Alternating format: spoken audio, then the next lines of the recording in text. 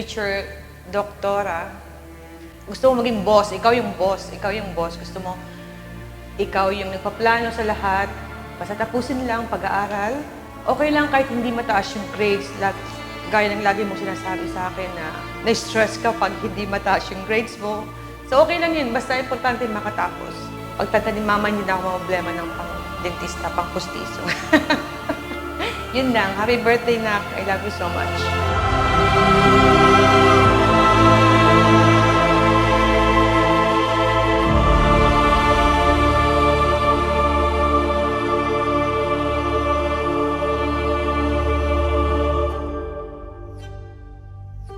Happy birthday, Nigra.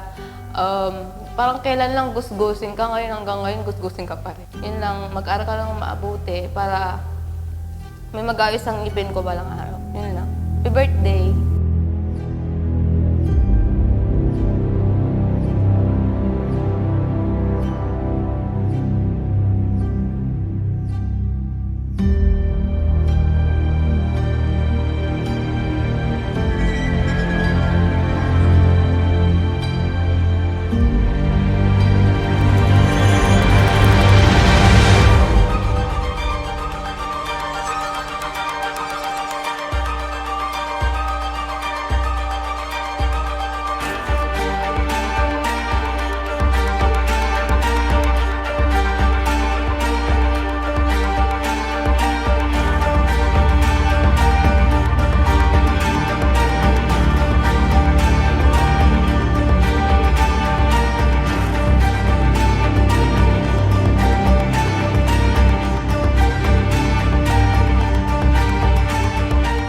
Malagaan mo sarili mo.